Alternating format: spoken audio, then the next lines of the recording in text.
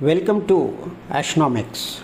We blend offbeat stories, wacky news, humor in our life. In our first episode, in the rush of our daily life, we often are unaware of the invaluable stories, wisdom, the passion that our parents and siblings have pursued. Generally speaking, we rush to sell the property to keep their memories away or stow away their belongings, erasing the legacies without realizing the wealth they hold. I'm not talking about the money or the property they leave behind. I'm mentioning about their music, singing, recordings, manuscripts of their writings, etc. Often, these things are not known to us. In the wake of my brother Satish's sudden passing away due to lung cancer, I was confronted with the profound realization that time is both fleeting and unpredictable.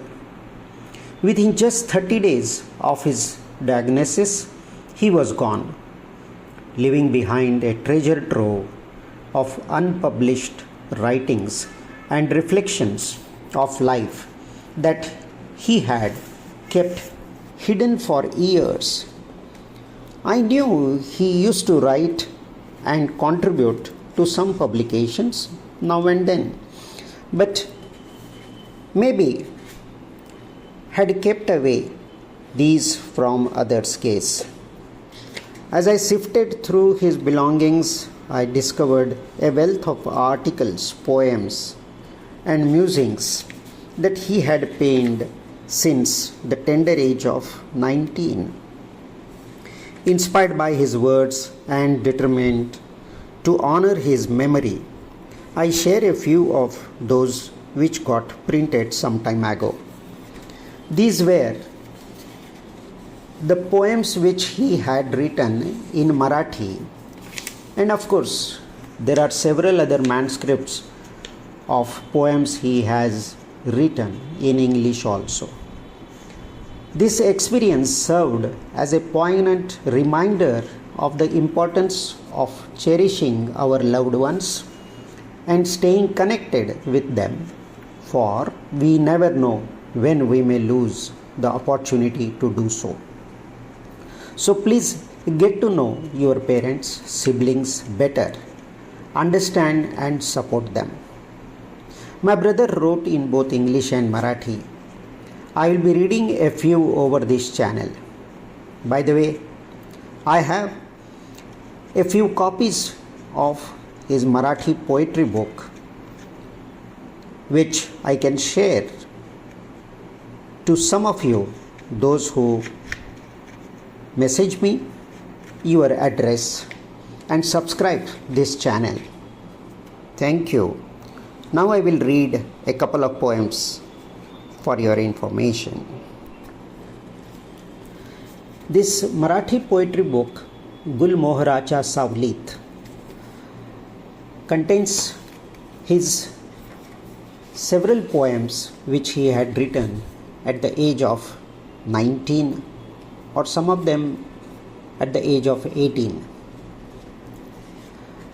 Since it is written in Marathi, I would like to speak in Marathi so that those who are interested in reading these poems can understand what exactly I am mentioning about it.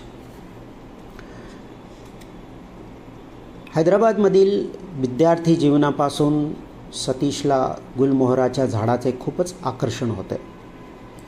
रविवारी अथवा सुट्टीच्या दिवशी घराजवळच असलेल्या उद्यानातील डवरलेल्या गुलमोहराच्या सानिध्यात त्याने अनेक प्रकारचे लेखन केले होते. श्वसनाच्या अल्पशा आजाराने सतीशचे 16 मे 2013 रोजी अकस्मात निधन झाले.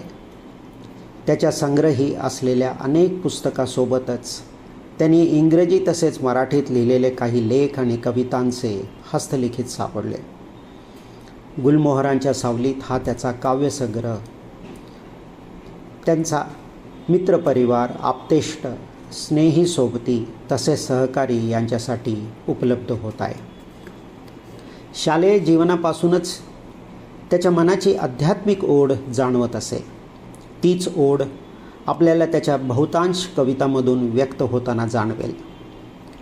आपले समग्र जीवन हे समाजासाठी व समाजाच्या आध्यात्मिक उन्नतीसाठी समर्पित करावे अशीच त्याची श्रद्धा होती. विवेकानंद केंद्र कन्याकुमारी या संस्थेत जीवनव्रती म्हणून 1990 साली कामाला सुरुवात करण्यापूर्वी एक वरिष्ठ अधिकारी म्हणून त्यांनी स्टेट बँक ऑफ हैदराबाद येथे 20 वर्ष काम केले. त्यानंतरचे सर्व आयुष्य त्यांनी केंद्रालाच समर्पित केले होते. विवेकानंदांच्या विचारांचा प्रसार व प्रचार याची धुरा सांभाळली. चेन्नईमधून प्रकाशित होणाऱ्या केंद्राच्या विविध प्रकाशनांची जबाबदारी पण समर्थपणे सांभाळली.